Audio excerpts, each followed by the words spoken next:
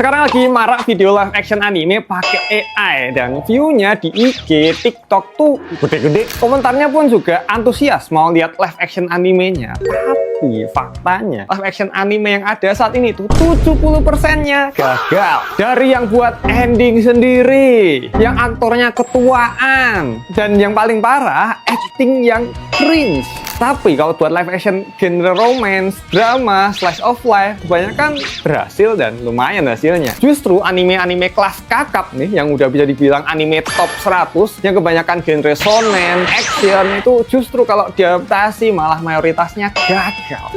Kenapa ya? Padahal ada One Piece yang bisa berhasil diadaptasi live actionnya. Jadi kenapa yang lainnya kayak AOT, Full Metal Alchemist, Dragon Ball, Death Note justru gagal ya? Sementara di Hollywood ada banyak banget film live action dari komik-komik yang berhasil kayak Avengers, Spider-Man, Superman, Batman, Joker. Penontonnya banyak, digemari para fans, bahkan beberapa dapat penghargaan. Jadi kenapa ya live action anime yang juga merupakan adaptasi dari manga atau komiknya bahasa Jepang kok banyak yang gagal? Nah, di video kali ini aku Lajunta sebagai penikmat anime dan film, aku akan membongkar rahasia gagalnya industri live action anime. Tapi aku cuma bakal ngebahas anime kelas kakap ya, top 100 yang bukan genre romance, drama, atau slice of life. Ya, karena live action genre itu ceritanya kayak film drama biasa. Jadi kalau gitu langsung aja ke pembahasan pertama. Kita mulai dengan cerita anime yang terlalu lurus.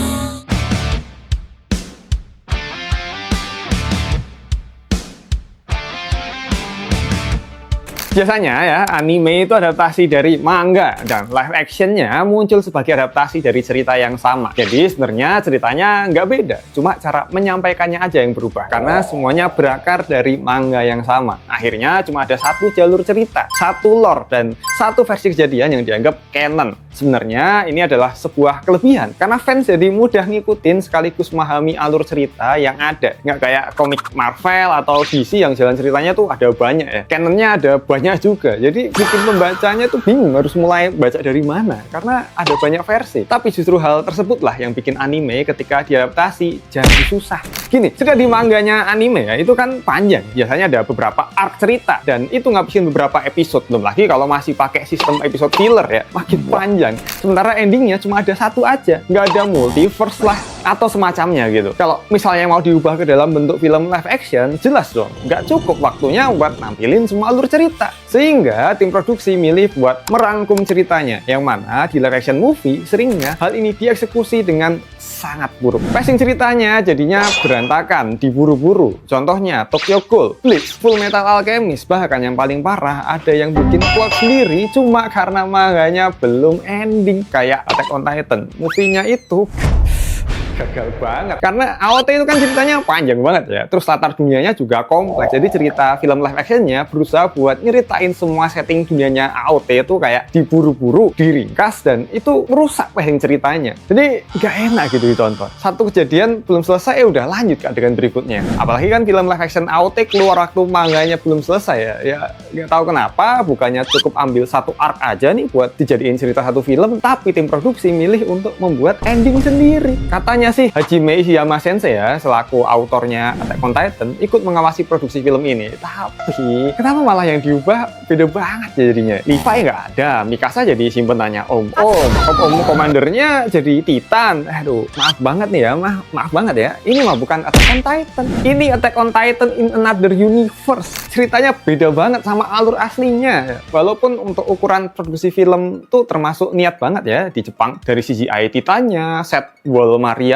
Sayangnya tetap bikin banyak fans kecewa. Tapi ya masih lebih parah nih, Dragon Ball Evolution sama Death Note yang ini nih. Kalau kata orang yang udah nonton ya, ini tuh cerita baru yang pakai nama-nama dari animenya. Sisanya nggak ada yang sama. Dan bener aja, kedua film live action itu dianggap jelek mampus karena nggak ikut alur cerita yang ada di manga dan animenya. Beda kan sama adaptasi komik Marvel dan DC yang bahkan bisa bikin cerita sendiri pakai nama superhero-nya aja. Selama storytelling yang diceritain masih bagus, masih laku tuh filmnya. Ya karena canon mereka ada banyak dan tim produksi leluasa buat ngubah ke bentuk series atau film, nggak kayak manga dan anime. Kalau ceritanya diubah, karakternya juga diubah dari penampilannya atau dikasih ending alternatif. Itu semua nggak bakalan diterima sama fansnya dan jujur kayak kedengeran agak nggak masuk akal nggak sih? Anime yang kadang setting dunianya fantasi banget, desain karakter yang kadang nggak realistis, tapi kalau diadaptasi ke live action ya itu dimintanya harus sama persis. Hebatnya nih One Piece live action yang dibikin Netflix bisa loh mencapai hal ini. Itu gila kan? Ceritanya emang dipersingkat, tapi nggak bikin pacingnya aneh. Terus dunia fantasinya bisa dibuat realistis. Para aktornya yang mainin juga kayak mirip banget sama karakter animenya. Kok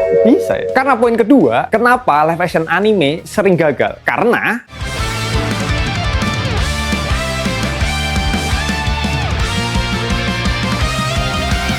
problematik, karena kalau mau diubah ke dalam dunia live action itu terlalu fantasi, nggak realistis. Kebanyakan anime kelas kakap tuh yang top 100, top 100 yang bukan romance, drama, atau slice of life itu setting dunianya kalau bukan Jepang fantasi, dunia lain. Ya anak SMA di Jepang seringnya antara tiga itu deh. Dan jujur menurut pendapat pribadi aku nih, ini adalah alasan kenapa anime begitu diubah ke dalam bentuk live action itu sering gagal. Coba deh aku jelasin dengan One Piece ya. Anime ini setting dunianya fantasi penuh, dunianya jelas nggak nyata, Grand Line, buah iblis, semua itu fiksi. Tapi walaupun fantasi, dasar dunianya tetap ngambil dari dunia nyata. Pulau-pulaunya terinspirasi dari budaya asli. Desain karakternya punya ciri ras dan kewarganegaraan tertentu. Cuma dibikin lebih ekstrim dan kartunis aja. Jadi fantasinya masih punya jejak dunia nyata. Karena itu, waktu diadaptasi ke live action, pemilihan aktor yang secara fisik dan latar belakangnya mendekati karakter aslinya justru masuk akal dan terasa natural. Kayak Zoro yang diceritakan sebagai orang Jepang. Aktornya ya orang Jepang. Usopp dipilih orang kulit hitam. Sanji, aktornya Eropa, apalagi karena yang adaptasi Netflix, platform internasional. Mereka jadinya punya akses ke aktor dari berbagai negara dan juga budget buat bikin setting fantasinya dengan CGI yang super mahal. Nah, itulah yang gagal dilakukan sama live action Full Metal Alchemist. Setting dunianya itu Eropa yang mirip banget Jerman ya menurutku ya, pas masa Perang Dunia Kedua. Dari nama tokohnya, bajunya, bangunannya, petanya, itu Jerman banget nih bos. Tokoh utamanya si Edward aja itu pirang, yang mana itu Eropa banget. Namanya juga Edward, tapi di film live action justru pakai orang Jepang semua. Ya karena ini anime, animasi Jepang. Jadi mungkin pada mikirnya live action juga Jepang juga ya. Akhirnya live action anime itu jadi sering kerasa aneh. Salah satu contohnya kelihatan jelas ya di Full Metal Alchemist tadi ya. Ada karakter yang harusnya berkulit hitam, tapi malah diperanin aktor Jepang yang dipaksa jadi hitam. Padahal aktor yang sama waktu main sebagai Zoro di One Piece kelihatan cocok banget. Rambut dicat hijau, perawakan dapat, auranya masuk. Kan pas jadi Scar di Full Metal Alchemist rasanya aneh. Bukan karena aktornya jelek ya, tapi karena dipaksakan buat jadi sesuatu yang secara fisik dan konteks dunianya itu nggak cocok. Ini balik lagi ke satu masalah besar. Kenapa sih hampir semua live action anime maksa pakai aktor Jepang? Mungkin karena produknya di Jepang, tapi masalahnya nggak semua anime cocok kalau cast-nya itu full Jepang. Apalagi kalau setting dunianya bukan Jepang. Tapi kalau kamu kira dengan pakai setting anime Jepang juga itu otomatis bikin live action cast-nya full Jepang bakalan aman, itu kamu salah. Lihat nih, Death Note diadaptasi di 2015 sebagai salah satu anime dengan setting mainstream, yaitu anak sekolahan di Jepang. Apakah Yagaminya ini terlihat seperti anak SMA? Bro, lihat tuh, itu udah kayak donatur kampus. Bleach, Ichigo itu anak SMA, tapi ini buset dah, ini udah tua banget cuy, kuliah semester akhir nih. Jangan lupa Tokyo Revenger yang ya itu kan harusnya SMP ya. Kok gitu nih? Dan kalau diperhatiin, aktor live action anime itu sering muter di orang-orang yang sama. Mau aktor muda, cakep, khas ikemen, ya Kento Yamazaki. Mau yang karismatik dan jago berantem, Makenyu. Mau opsi lain yang cakep, Ryosuke Yamada. Itu mulu. Sampai aku pun mulai bertanya-tanya, ini aktor Jepang kok emang sedikit atau banyak, tapi yang secara visual dan aura bisa nyamain karakter anime itu apa cuma segelintir doang kah? Apa karena kebanyakan tokoh anime digambarkan terlalu cakep dan ikemen? Akhirnya pilihan aktor yang cocok jadi terbatas dan itu aja. Makanya live action animenya jadi sering kesulitan. Apalagi kalau setting ceritanya anak sekolahan. Makin susah tuh dapat aktor yang sesuai. Nah, sayangnya kalau misalnya ada live action tema sekolah yang aktornya emang pakai anak muda, muncul dua masalah baru. Pertama, soal keberlanjutan. Di film pertama atau season awal mungkin masih kelihatan kayak anak SMA nih bocah. Tapi kalau misalnya itu live actionnya sukses dan ada lanjutan 2-3 tahun kemudian, wajah dan auranya udah jelas bukan anak sekolah lagi. Masa ganti aktor sih? Ya nggak banget kan? Lihat aja deh, Avatar The Last Airbender yang dibuat live action. Si Aang-nya udah beda banget. Padahal jarak season 1 ke 2 itu cuma beda 2 tahun aja. Yang kedua, kebanyakan aktor live action actingnya terlalu anime.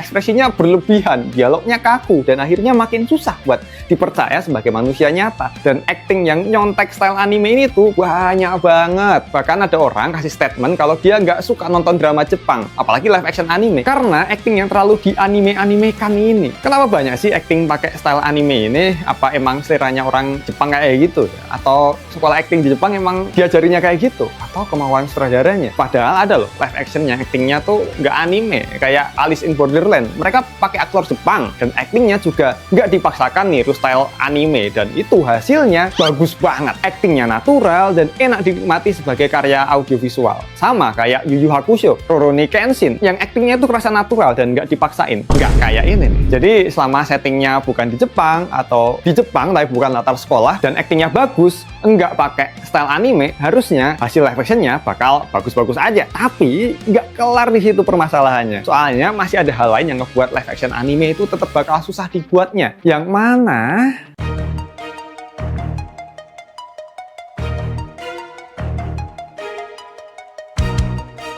Ini adalah masalah terbesar dari adaptasi anime. Desain karakter anime itu emang sering nggak realistis. Coba deh kamu pikir nih. Emang ada orang yang rambutnya kuning jabrik tuh kayak Naruto, pink kayak Sakura gitu, atau model rambutnya Goku yang aneh banget, atau Yu-Gi-Oh deh. Dan karakter lain yang kalau dibikin versi live action tuh masih kelihatan cakep, kelihatan rambutnya tuh emang tumbuh seperti itu dan kelihatan enak dilihat. Emang ada beberapa pengecualian nih, kayak live actionnya JoJo yang berhasil mewujudkan rambut dan gaya nyentrik khas JoJo tanpa kelihatan aneh. Tapi kebanyakan live action anime justru nggak bener-bener ngikutin desain karakternya. Contohnya Dragon Ball, Senseiya, Death Note versi Netflix, sampai Ghost in the Shell. Desain karakternya diubah jauh, sampai kesannya bukan adaptasi, tapi cuma minjem nama doang gitu. Makanya aku cukup kaget waktu One Piece berhasil ngerealisasiin desain karakternya yang ekstrim. Padahal karakternya banyak yang kelihatan kayak mutan atau manusia yang berevolusi ya. Tapi di live actionnya nggak kerasa aneh atau kelihatan kayak cosplay. Bahkan bagi aja bisa kelihatan masuk akal gitu. Jadi dari situ aku jadi mikir, pasti butuh waktu, riset, dan usaha gede banget buat nge-translate atau menerjemahkan setiap karakter One Piece ke live actionnya dengan detail yang sebegitu luar biasa. Terus pertanyaannya nih, kenapa live action anime lain nggak bisa ngelakuin hal yang sama? Jawabannya sebenarnya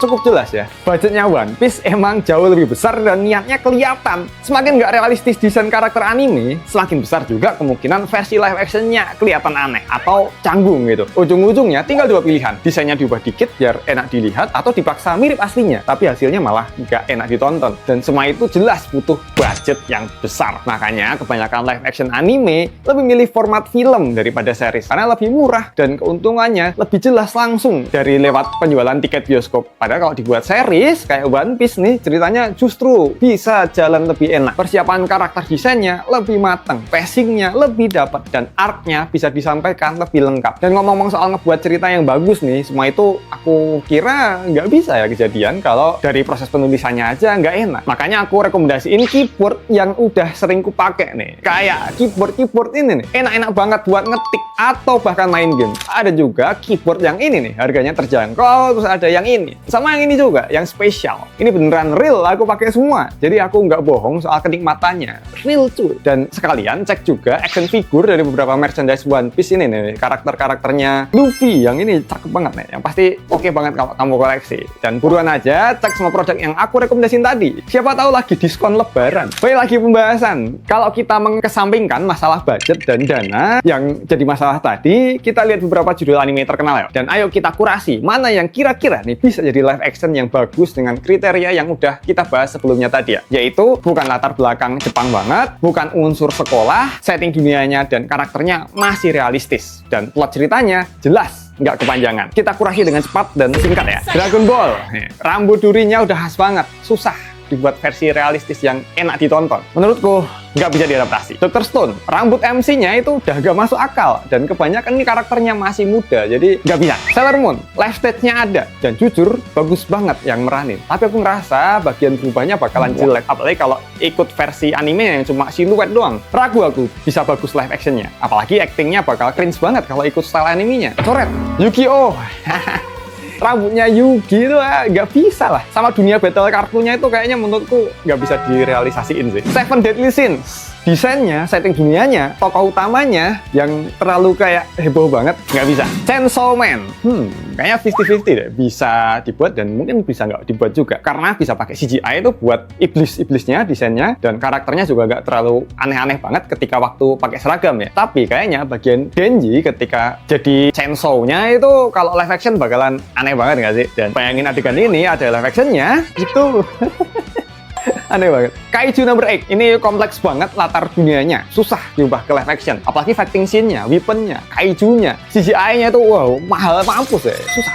Jujutsu Kaisen bisa, tapi aku jamin siapapun yang jadi Gojo bakal dikomplain sama fansnya. Adegan berantemnya itu mungkin masih bisa dibuat ya, tapi susah dibikin natural gitu, biar tetap keren di live actionnya. Apalagi kutukan yang bentuknya nggak jelas gini, menurutku bakal jelek, nggak bisa. Gundam bisa, karena ceritanya banyak multiverse, canonnya banyak kayak DC sama Marvel, jadi bikin cerita sendiri juga bisa. Dan buat gerakin Gundamnya, bikin kayak Pacific Rim tuh mahal, tapi ini menjanjikan banget. Dan 2025 udah ada yang bilang mau bikin tuh, tapi belum ada update-nya sampai sekarang. Semoga tidak mengecewakan. Solo leveling bisa banget, CGI-nya masih memungkinkan walau mahal. Bukan setting anak sekolahan, latar dunianya Korea, aktor Koreanya ada banyak, jadi bisa banget. Attack on Titan sebenarnya bisa loh kalau series, latarnya bukan Jepang kan, jadi kayak One Piece gitu eksekusinya. Paling ya mahal banget aja. Ya semoga Netflix bisa tuh bikin live action-nya. Hunter x Hunter skip, manganya aja hiatus, gimana mau dibuat live action-nya kan? Nanti nggak jelas alur ceritanya, bikin ending sendiri ntar kayak AOT. Sao,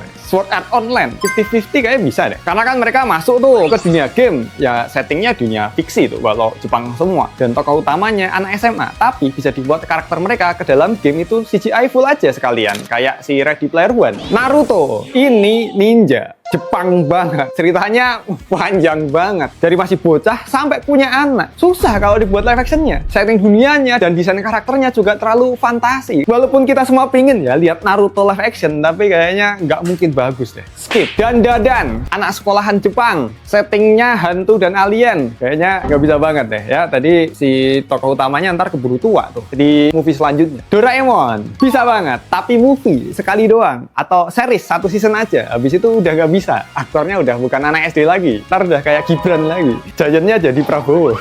Tensura terlalu fantasi, nggak bisa. Season 1-nya isinya CGI gelembung air ngomong, season 3 isinya rapat doang, nggak bisa. Boku no Hero Academia, walau dibilang Netflix mau dibikin nih, kayaknya nggak bisa bagus deh. Ini terlalu fantasi banget karakternya. Settingnya anak sekolahan di Jepang, kayak mana itu aktor muda Jepang sebanyak itu, dan desainnya gimana biar nggak dibuat awkward gitu. Mungkin kalau cuman ambil setting dunianya aja sih, tapi ceritanya di USA itu mungkin bisa. Nggak tahu juga deh ini besok dibikin kayak gimana, kan Netflix yang bikin, udah bikin One Piece juga. Tapi aku skeptis banget. Kimetsu no Yaiba, latarnya Jepang, desain karakternya unik-unik, ini susah banget nih dibikin. Tapi sekali lagi ya, ini sama Netflix nih mau dibikin live actionnya, ya mungkin bakal dibuat kayak Rurouni Kenshin, jadi tonnya lebih serius. Tapi aku nggak tahu itu bakal kayak gimana tuh si Inosuke sama Zenitsu. Ya itu banyak banget lah ya. Nah kalau kamu nih ada pendapat soal anime apa aja yang bisa dan nggak bisa diubah jadi live action, coba nanti tolong tulis di kolom komentar. Tapi pendapat aku sih ya, patokan live action yang bagus saat ini udah ada 2. Alice in Borderland yang season 1 sama season 2 ya. Season 3 mah jangan dihitung. Sama One Piece nih yang sekarang udah rilis season 2-nya. Aku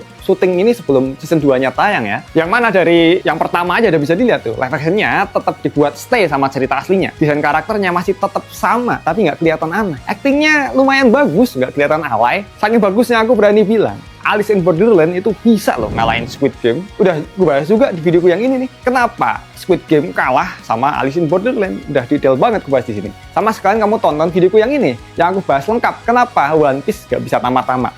Langsung aja tonton dua-duanya, pinjam HP teman wibu kamu. Dan jangan lupa cek semua produk yang udah aku rekomendasiin tadi.